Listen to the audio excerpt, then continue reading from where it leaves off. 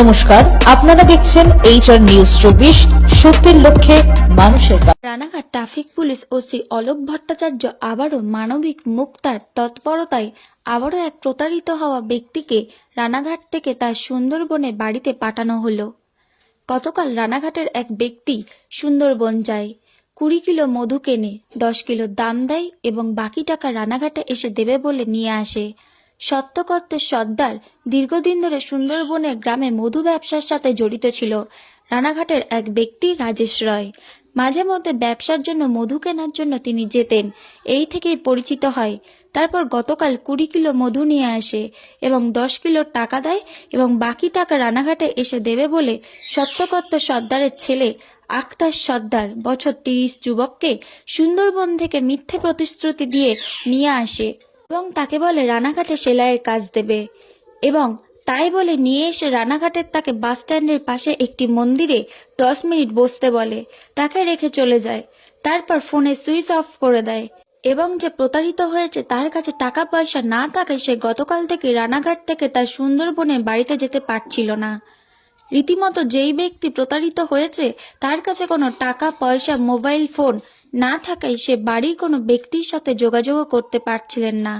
সে রাতভর রানাঘাট বাস স্ট্যান্ডের পাশে একটি মন্দিরেই ছিল এবং আজকে অসহায় অবস্থায় এলাকাবাসীর তৎপরতায় এবং Ranaghat traffic police OC Alok ভট্টাচার্যের তৎপরতা এবং তার টিমের সদস্যদের সহযোগিতার মাধ্যমে প্রতারিত হওয়া ওই ব্যক্তিকে উদ্ধার করে তার সুন্দরবনের বিধবা পাড়ার বাড়িতে পৌঁছানোর ব্যবস্থা করা হলো।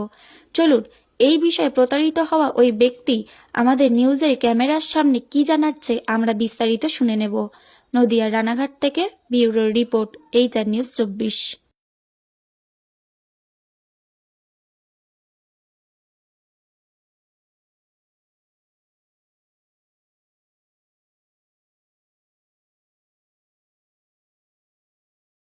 আমাদের এখানকারই মানুষ আমাদের ওখান থেকে দীর্ঘদিন থেকে যাতা আসা করে। তার মুখের বিশ্বাসে বাবার কাছে 20 কিলো মধু আনে, 10 কিলোর দাম বাবার কাছে দিয়েছে আর 10 কিলোর দাম আমার কাছে দেবে আর আমার সেলাই কাজে বসাবে। আর ওপারে একটা মন্দিরই বলে তুই এখানে বস, আমি 10 মিনিট পরে আসছি বলে উদাও। কালকে 11টায়। কি নাম? নাম রাজেশ রয়। ওকে নিয়মিত যেত তোমাদের ওখানে? কি বলে তোমার নিয়ে এসেছিল? বলে আমাদের ওদিকে প্রতি ঘরে ঘরে সেলাই কাজ হয়, তোমার ছেলেকে পাঠাও, তোমার ছেলের কাজে 10 কিলো মধুর দাম দিয়ে দেবো আর কাজে ঢুকে দেবো। তোমার কাছে টাকা পয়সা কি নিয়েছে? 10 কিলো, ওই 10 কিলো মধুর দামই পাবো আর ওর গাড়ি ভাড়া এসেছি। এখন কি বাড়ি ফিরতে পারছো না? না, আমার কাছে কোনো গাড়ি ভাড়া নেই, কালকে 11টায় থেকে না খেয়ে। সারা থেকে কে আছে তোমার বাড়িতে আমার মা বাবা সব আছে। বাবার নাম কি? বাবার নাম শওকত সর্দার। তোমার নাম? আমার নাম আখতার সর্দার। তোমার কত তোমার? 30।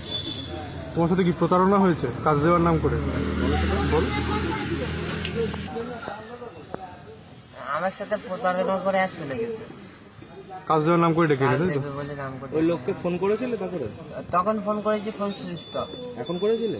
এখন আর করিনি, এখনো সুইচ অফ? এখনো সুইচ অফ। তোমার কি সারা রাত্রি কোথায় কাটাতে হলো? এটা মন্দিরে। সুন্দরবনে কোথায় বাড়ি? সুন্দরবন বিধবা পাড়া। আর নিয়ে এসেছে কোথায়? রানাঘাট। তোমার নাম? আমার নাম আখতার সর্দার, আপনার নাম শওকত সর্দার, আমার নাম রাহিমা। ঠিক।